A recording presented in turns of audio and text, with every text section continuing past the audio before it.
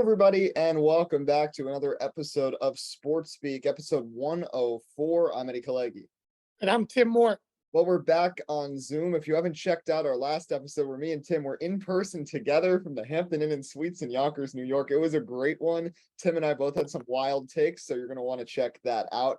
But we got a full house today because we are halfway through the 2022 Major League Baseball season. We're going to be breaking it all down. We have Rahill, Jaiswal, and Zoe Alter here to get into all of it. The trade deadline just over a week away. And of course, we've got to start in the Big Apple and talk about the Mets and the Yankees. And we'll start in the Bronx with the New York Yankees, who are coming off of they had two losses to the Astros in a doubleheader. Of course, we talked about it a couple of shows ago. The Astros are going to give the Yankees trouble. And it seems like no matter how strong the Yankees roster is, the Astros aren't really fazed by that. So I'll go to Rahill first. With the trade deadline approaching, what are you looking for the Yankees to do to try to bolster this roster and set themselves up in a better position to go head-to-head with the Astros in the playoffs? Well, the obvious dream scenario is Juan Soto. Now, that's probably not going to happen.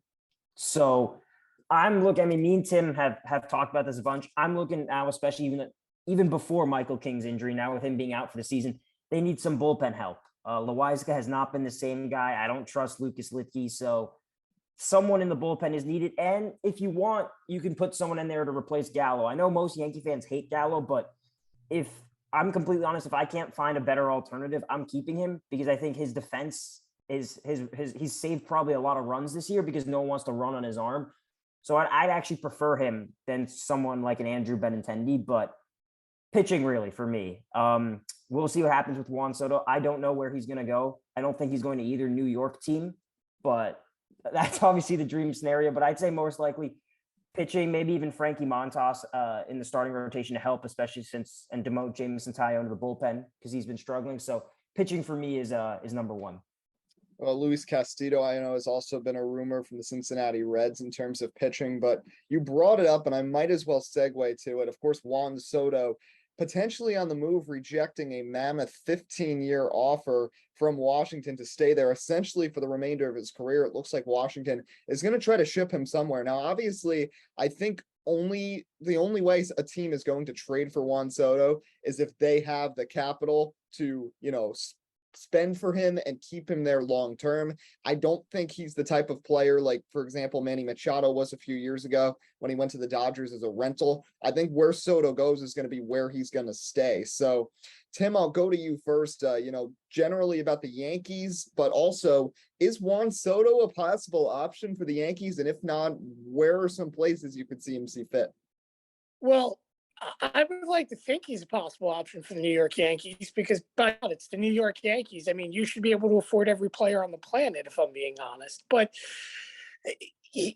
realistically, kind of like what Rahill said, is it a dream to get Juan Soto? Absolutely. Is it realistic? I just don't know because, obviously, the Yankees still, at the end of the season, regardless, are going to have to pay Aaron Judge, and bringing in Juan Soto would probably bring in some controversy along with that because Juan Soto, is very young, has a lot of years left in his career, whereas Aaron Judge is going to be, 30, 31, looking for a big contract, which I was also talking to Rahill about in regards to, listen, I know Judge wants $200, $300 million, and I know he's a valuable player who's going to win MVP, but when it's said and done, I don't know if I can honestly pay Judge that much money considering his age and that one injury could end his career at this stage considering him being 30, 31. For the Yankees, to go on that point real quick, is I think they need a lot of help. And like Rahill, I don't want Andrew Benintendi.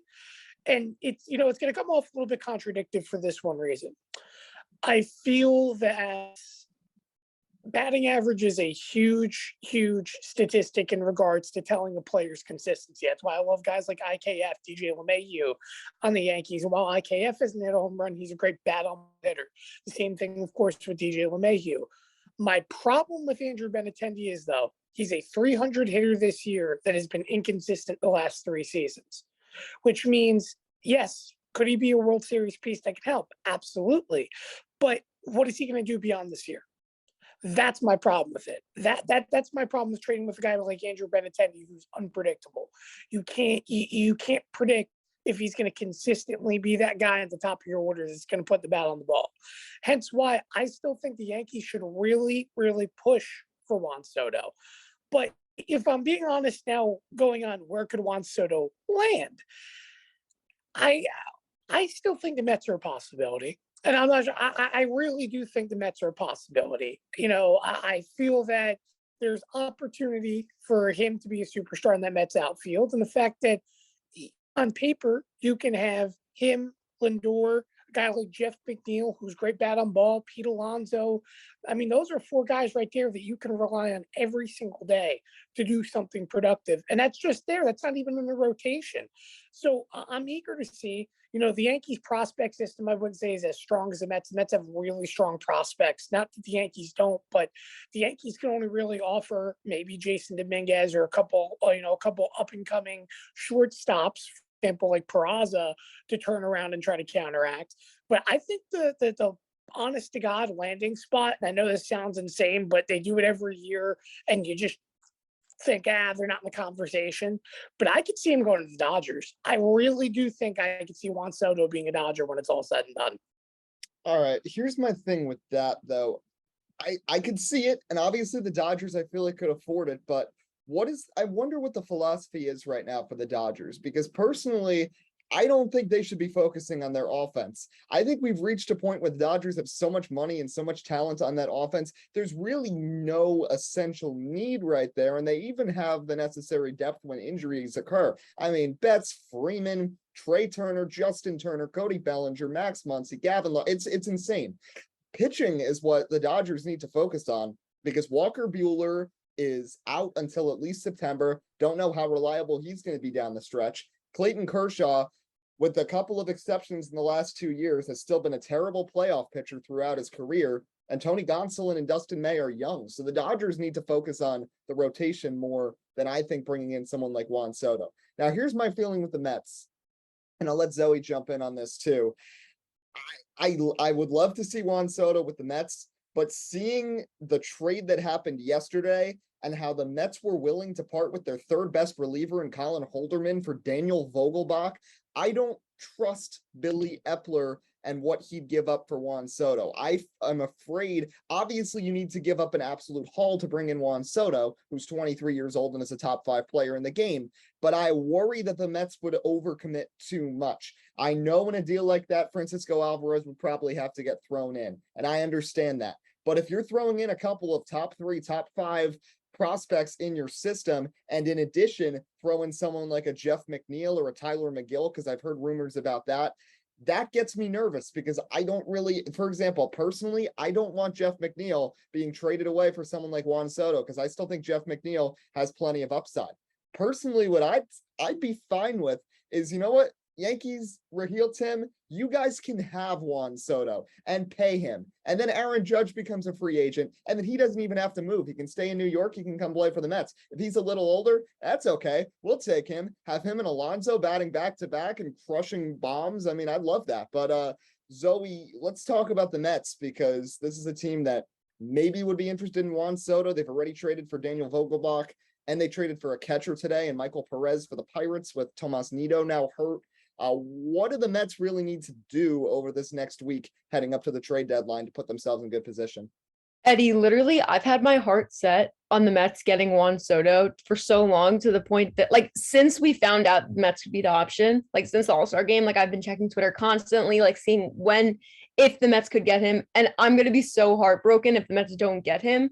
But I also agree with you on the fact that I don't think they can trade away every prospect. And I don't think they're going to trade away too much. I'm afraid that they're not going to offer enough and they're not going to get him, because I think the Mets don't apparently there was a trade sent out where the Mets offered like JD Davis, Dom Smith, and like one prospect or something, and the Nats shot it down. I don't know if that's true or not, but it was like a perspective thing I saw on Twitter.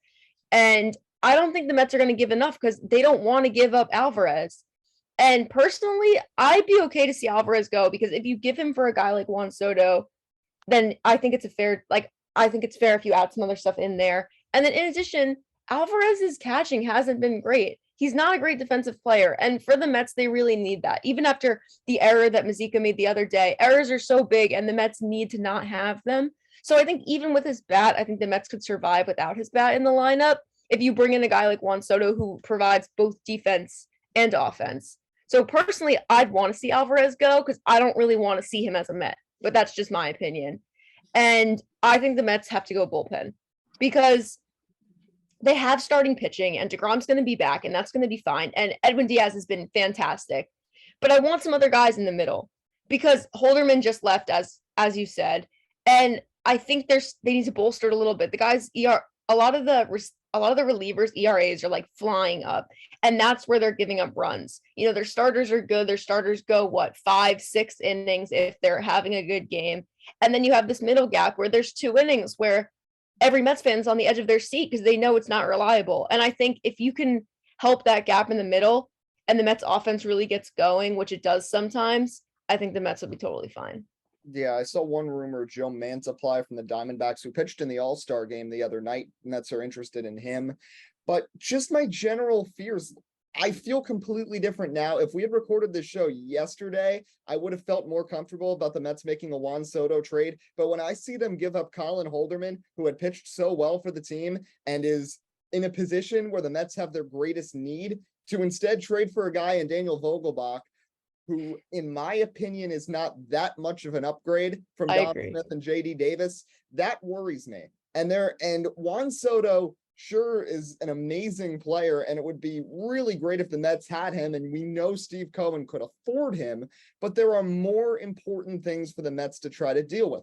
Right now, the Mets catchers are going to be Patrick Mazeika and Michael Perez. I mean, that is not good. The bullpen really outside of Edwin Diaz and Drew Smith is Seth Lugo, who's completely unreliable, Joely Rodriguez, who's unreliable, and then they just piece it together and send people up and down from the minors.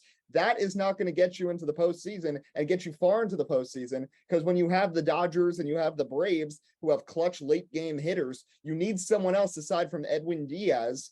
And the big reason why the last Mets team in 2015 didn't win the World Series, their biggest shortcoming was their bullpen, because they relied too much on Jeurys Familia. Jeurys Familia had a horrible World Series, and they didn't have anybody else reliable in that bullpen that they could turn to, and that's a big reason why they lost the World Series to the Royals. So that and the catcher are way more important than fixing an outfield that already is, I'd say, pretty good when you've got Jeff McNeil in left, and we know McNeil's a 300 hitter, Brandon Nimmo, who's one of the better defensive center fielders in the major leagues, and Starling Marte, who was an all-star and nearly an all-star starter this year. So that's why I think the Mets should not worry about Juan Soto and kind of wait for the future and wait for the other pieces to fall, because Juan Soto is going to be owed so much money. With how much he turned down a $440 million contract. I know the AAV was kind of low on that, but still, it was a 15-year deal. Whoever pays Juan Soto is not going to be able to pay many other players. So there's going to be a domino effect where other players become available that are talented. And like I said, maybe the Yankees, if they've got Juan Soto, I don't think they'd pay both Juan Soto and Aaron Judge these massive deals at once. So if suddenly Aaron Judge is available, he'd be a little bit of a lower cost since he's older than Soto. Maybe the Mets could do that. And we know Steve Cohen has the money.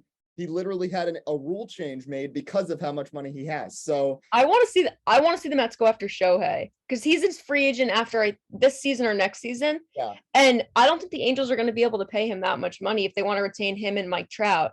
And I think he wants to explore other options as well. Also, I forget his name, but the guy who brought Shohei to the Angels, like the one who convinced him to play for the Angels, now works for the Mets.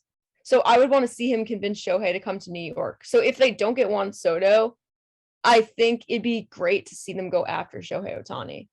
Yeah, and that's a good segue because that's kind of a new rumor that's come up over the last couple of days. Obviously, the Angels have been a disaster. They had to fire Joe Madden. Mike Trout's been injury riddled again. Anthony Rendon as well. Shohei Ohtani's been great, not as great as last year, but still really good. And of course, doing things nobody's done since Babe Ruth in the 19 teens. So he's still got a year guaranteed on his contract. So it wouldn't just be a rental. It would be for this year and next year if anybody got him at the deadline. So Rahill, I'll go to you first. What teams do you think could potentially be solid fits for Shohei Ohtani if he's dealt in this next week?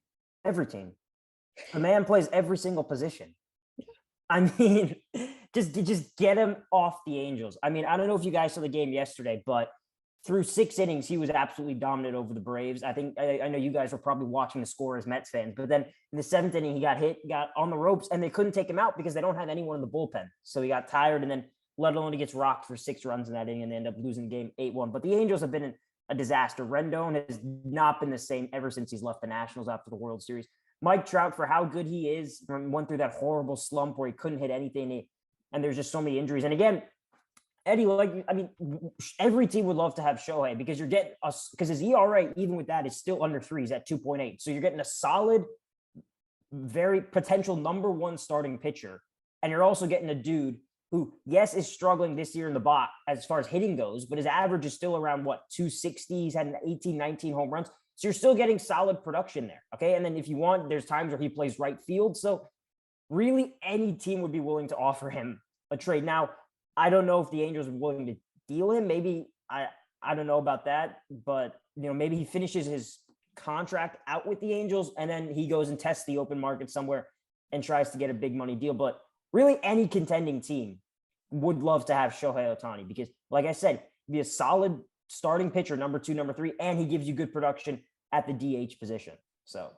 Yeah, my thought was this, and I'm going to let Tim jump in because I saw in the group chat the other day, Tim, you were talking about how the Yankees and the Astros, how they have this balance where it seems like they have one player that rivals and mirrors the other. And you said the one real difference is Aaron Judge, that the Yankees have Judge.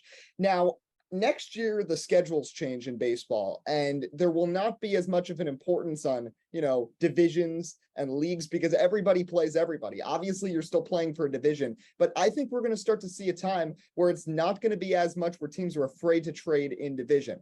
So I had this thought, what if the Astros traded for Shohei Ohtani? Because we've seen Houston kind of randomly come out of nowhere every couple of years and make a big splash at the deadline. And it's been for pitchers in the past. It was for Zach Greinke a couple of years ago. Of course, back in 2017, it was Justin Verlander. If you brought in Ohtani, that's as close as a rival to Aaron Judge as you can get, especially since then you get another pitcher that you can add to a rotation that's already stacked with Verlander and Framber Valdez at the top. So, Tim, do you think the Astros could potentially be in a position to make that move? It's scary that you say that, but the fact of the matter is, I think absolutely. And I put it like this. First off, the Astros don't really have a dead set DH, if that makes sense, which means they can absolutely utilize Shohei Ohtani within that position or even play him in right. And going back to the discussion that you're referring to within the group chat, I feel that the Astros, the one thing that make them surpass the Yankees, not just at this point in the season, but even throughout the past, is that while they have their big role players that can step up, hit for average, and be solid as well defensively, they have guys that step up in big moments that, maybe their average is around 240, 250, but find ways to get success. Adding Shohei Ohtani would only add that success. And honestly, thinking of you, theoretically, it's a very solid landing point for Shohei Ohtani because obviously you mentioned, the Astros, let's be honest, if it was at 2-3 years ago, the rotation they had now, would be dominant, would be very, very good. I would have probably called you crazy, but honestly, Shohei Ohtani adding to that rotation would fill out really a full 5-man rotation for Houston. You have to remember that bottom half of the rotation hasn't been terrible, but it hasn't been the greatest, which means you're adding a name, which honestly, I'm not saying that they're comparable to the Mets, but you add Shohei Ohtani to that list, all of a sudden, both them and let's say the Mets play in the World Series, that's a really good series of pitching matchups back and forth throughout a World Series. If I'm the Yankees, though, I'll say it like this. And one statement I think I heard from, I don't remember if it was Aaron Judge or maybe Garrett Cole during the All-Star break, but they asked him a question about Shohei Ohtani as well as Juan Soto. And Garrett Cole's reaction was, don't trade them to Boston. If I'm the New York Yankees, it's simple. Don't trade them to Houston. The Boston Red Sox are not your threat. You beat them throughout the season like it's nothing. You've beaten every team in the AL East throughout the season like it's nothing. There's only one team that you've practically got a quote-unquote Mouse win twice against in one night. And that was the Houston Astros, and still haven't led a single game against because the offense goes dry. And that's simply Houston. So in my opinion, don't want them trade to Houston because it's gonna be something. And who says too the Astros don't trade for Juan Soto either? Granted, I don't think that being realistic again, but I really do think Shohei Ohtani will be their number one target. Yeah, that's the one thing too, of course, with baseball that, I mean, some people don't like, but only certain teams can afford big stars. I think there's only about 6 or 7 teams legitimately who could trade for Juan Soto and could afford to pay him in the future. I mean, Juan Soto's not going to be traded to the Pittsburgh Pirates. He's going, Mets, Yankees, Dodgers, probably the top 3. Boston could afford it. Would they make that move? Probably not. St. Louis could probably afford it. Maybe the Giants, maybe the Cubs could afford it, but there's only like 3 or 4 teams that are really realistic at this point. So it's going to be interesting to see. Now, something else I pulled up, I don't know if you guys remember, but at the beginning of the season, I made a really cool graphic with our heads on it, and I had our predictions for like the awards and stuff. So I wanted to circle back to that to see how bad some of our picks were. So for AL MVP, I had Vlad Jr., Tim had Mike Trout, Zoe had Ohtani, and Rahill had Vlad Jr. So nothing really too bad there, but it gets better after this. So NL MVP, I said Freddie Freeman. Tim said Fernando Tatis Jr., who has played a whopping 0 games so far in the 2022 season. Zoe said Juan Soto, and Rahill said Mookie Betts. AL Cy Young. It's not beating my AL Cy Young. It's definitely not. So listen, Tatis is not beating my prediction. I know. AL Cy Young, I had Lucas Giolito, which was probably a really bad pick too. But Tim had Zach Greinke winning AL Cy Young. Zoe had Verlander. Zoe, you actually did, I think, the best out of all of us with your predictions. Can I say thank you? Yes, you had Verlander for AL Cy Young and Soto for NL MVP. Rahill had Shane Bieber for AL Cy Young. So NL Cy Young, all 4 of us took Max Scherzer, which, let's be completely honest here, if Scherzer didn't have his injury and missed 6 weeks, he probably would be right there in the NL Cy Young race because he's pitched like a Cy Young caliber pitcher when he's been out there. He just missed 6 weeks due to injury. And then Rookie of the Year, 3 of us put Bobby Witt Jr., but Rahill had Julio Rodriguez, so that's a dub for Rahill.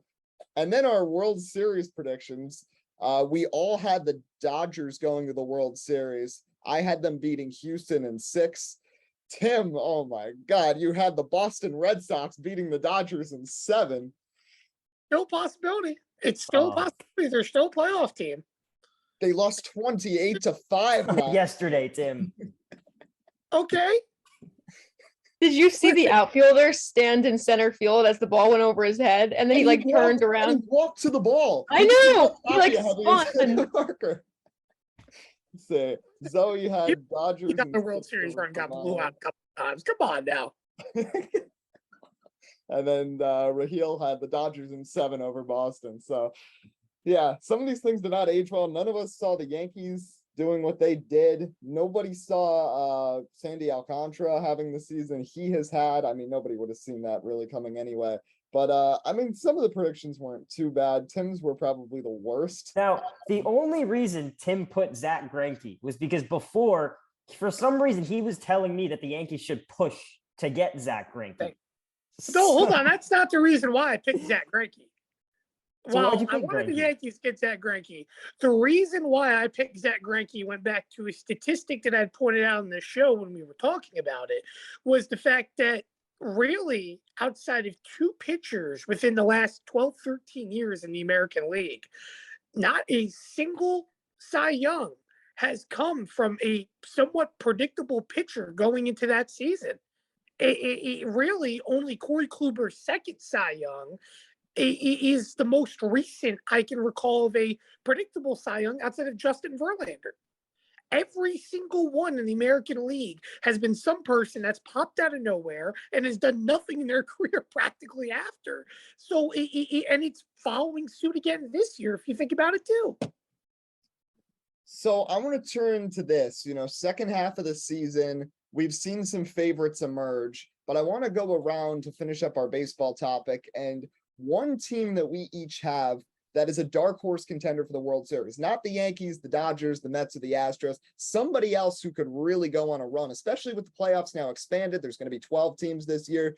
There's the opportunity for a team to go on a big run. And I'll start.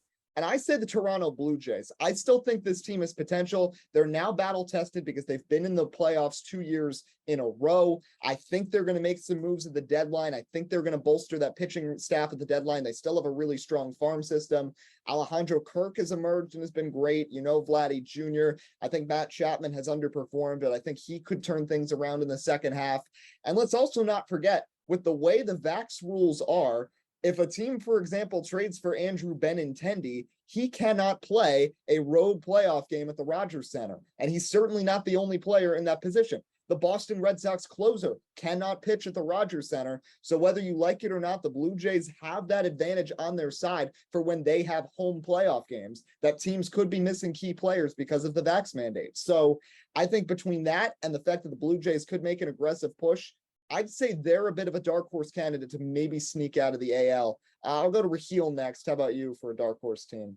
I'm going to go with the Padres. I mean, I think they get overshadowed because they're in the Dodgers division, but they're, I think, 10 games above 500. They're sneaking their way through, beat the Mets.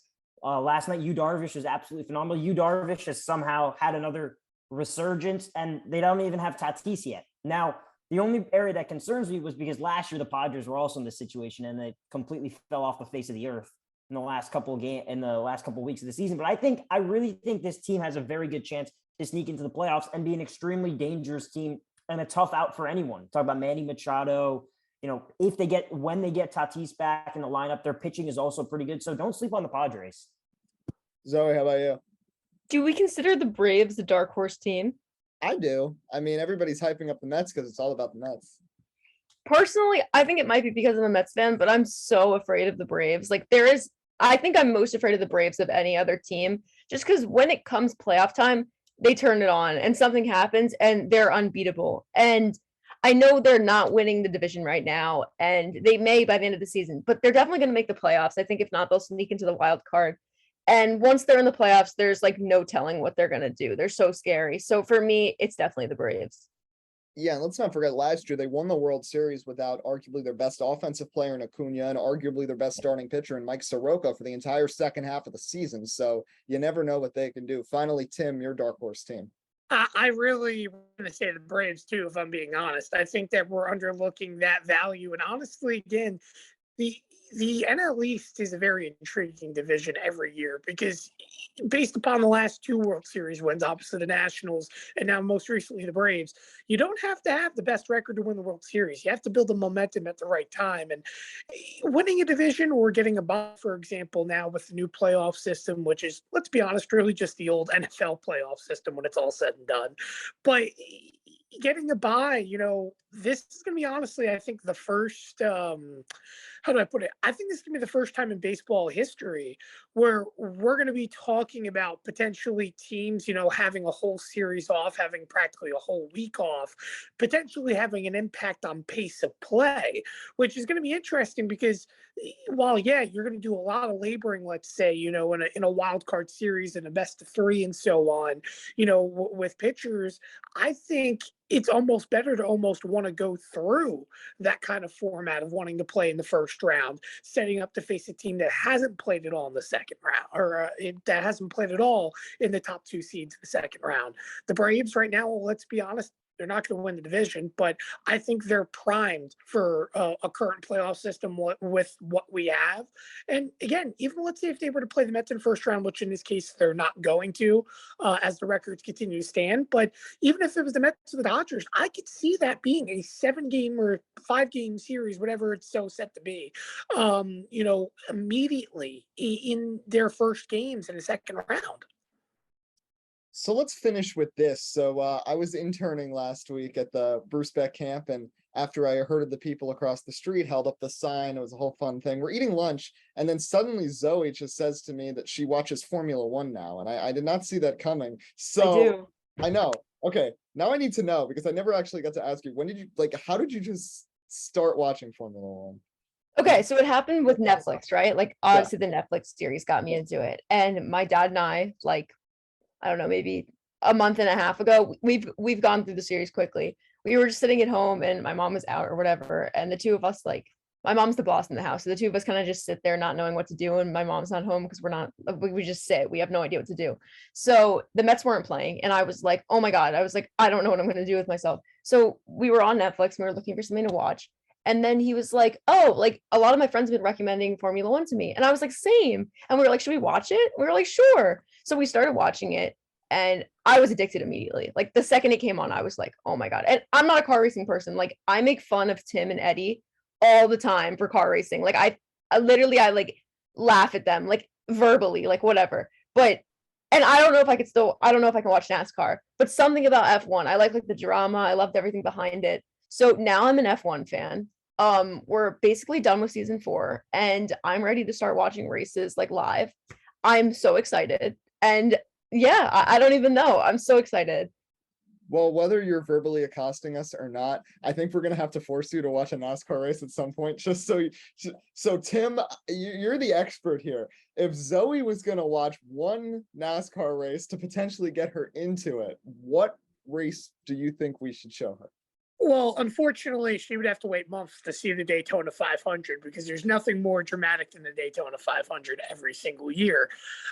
But we do have a race that is coming up that ironically is at the same racetrack. And I would say it's the final regular season race where we could have a potential storyline going in where, hey, we could have 16 different winners, which means if you have a new winner in that race, somebody's getting eliminated from the playoffs that could be a winner in this regular season. So I would have to say it's going to be the Daytona race, the last race of the regular season that Zoe should watch. But I also say this, you talk about dramatics in the F1 side and how it's so easily to get involved. But you have to remember, there's a lot of money involved in the Formula One side. Yeah. That's what it's so, so important in regards to, rather it's not just backing a team, backing so on, but everything you do, rather if you're a country and so on, is represented through that Formula One team. While it's not that case in NASCAR, NASCAR is more of there's theatrics, there's drama, but it's on the racetrack. And it's simply put, it's not as much through personalities. And for the record, I don't really think F1 has clashing personalities, if that makes sense, through drivers. I think they're a lot more kept quiet than the NASCAR drivers, to be honest. But I think it's much different in presentation. NASCAR likes its drama on the racetrack and storytelling on the racetrack, whereas F1, it's an all-around scene. And I genuinely do think F1 is a great sport to get into, but I still encourage you to get into NASCAR because I really do think NASCAR is a growing market. And honestly, the racing this season is honestly the best I can call, in terms of not just unpredictability, but enjoyment from watching a race week to week since maybe the Gen 4 era, all the way back from 2004, 2005, and so on.